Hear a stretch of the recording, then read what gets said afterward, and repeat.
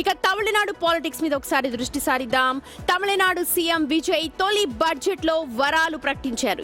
ఎన్నికల్లో హామీ ఇచ్చినట్టే సంక్షేమ పథకాలకు నిధులను కేటాయించారు. తెలంగాణలో కళ్యాణ లక్ష్మి మోడల్లో లాగే అన్నన్ సీర్ తిట్టం పథకాన్ని అక్కడ తీసుకొచ్చారు ఆయన. ఈ స్కీమ్ కింద వధువుకు 8 గ్రాముల బంగారం, ఒక పట్టు చీరనిస్తారు.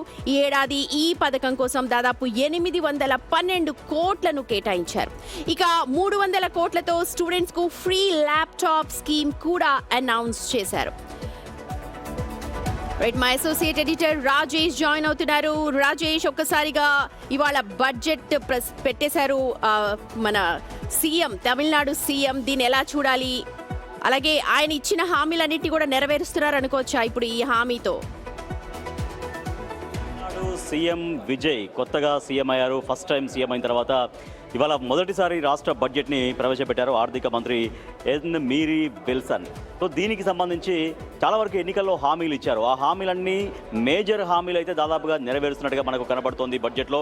సో ముఖ్యంగా అన్నన్ సీర్ తిట్టం అనేటువంటి ఒక పథకం. అన్నన్ సీర్ తిట్టం అంటే తెలుగులో అన్న అంటే అన్న లేదా పెద్ద సోదరుడు, సీర్ అంటే పథకాలు, చీరలు కావచ్చు, లేదంటే కొన్ని కానుకలు కావచ్చు, కట్న కానుకలు లాంటివి, బహుమతులు లాంటివి సీర్. తిట్టం అంటే పథకం. సో ఈ పథకం కింద తాజాగా 8 గ్రాముల బంగారం ప్రతి వధువుకు, ఇప్పుడు తెలంగాణలో కళ్యాణ లక్ష్మి షాదీ ముబారక్ పథకం ఎట్లయితే దాన్ని ఇస్తున్నారో అదే తరహాలో ఇక్కడ ప్రతి వధువుకు 8 గ్రాముల బంగారం, అంటే తులం కంటే కొంచెం తక్కువ, 2 గ్రాములు తక్కువ బంగారం, అలాగే ఒక పట్టు చీర అందిస్తారు. సో ఇది ప్రతిష్టాత్మకమైన పథకం. చాలా వరకు మహిళల్ని ఆకట్టుకునే పథకం, ఆకర్షించే పథకం. సో ఇది ఆ హామీ ఉంది. ఆ హామీని విజయవంతంగా అమలు చేసినట్టుగా మనం చెప్పొచ్చు. దీనికోసం 818 కోట్లు కేటాయించారు. ఇక 2031 నాటికి క్రైటీరియా ఉందా ఈ కళ్యాణ లక్ష్మి లాగే ఇప్పుడు ఏదైతే అన్నం తీర్ సిట్టం ఈ పథకాన్ని ప్రవేశపెట్టారు, దీనికి క్రైటీరియాస్ ఏమన్నా చెప్తూ ఉన్నారా?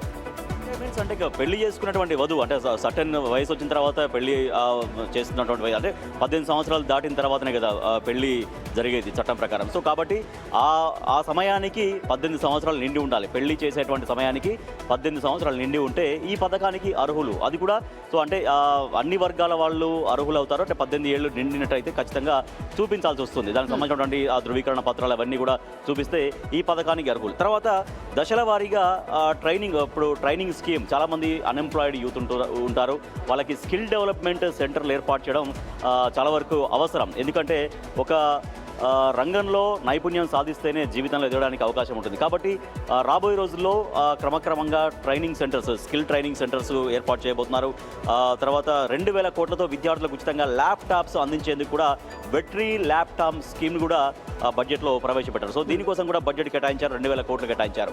అంటే విద్యార్థులకి ప్రోత్సహించే విధంగా, నైపుణ్యాన్ని అందించే విధంగా వాళ్ళకి ఇప్పుడు అంటే ఏఐ టెక్నాలజీ కావచ్చు, రకరకాల టెక్నాలజీ రోజు రోజుకు అప్డేట్ అవుతూ ఉంటాయి. కాబట్టి ఇవన్నీ కూడా విద్యార్థులకు అందే విధంగా వాళ్ళకి ఎప్పటికప్పుడు ల్యాప్టాప్స్ అందించడం, తర్వాత మారుతున్నటువంటి విద్యా ప్రమాణాలకు అనుగుణంగా వాళ్ళకి స్కిల్స్ నేర్పించడం, ఇవన్నీ కూడా ప్రభుత్వం. ఫ్రీ గ్యాస్ కి సంబంధించి కూడా వాళ్ళు హామీ ఇచ్చి ఉన్నారు. కేవలం విద్యార్థులు, మహిళలు టార్గెట్ గా ఇప్పుడు ప్రవేశపెట్టిన మరి ఫ్రీ గ్యాస్ పరిస్థితి ఏంటి? దీని మీద విపక్షాలు ఏమన్నా మాట్లాడే అవకాశం ఉందా?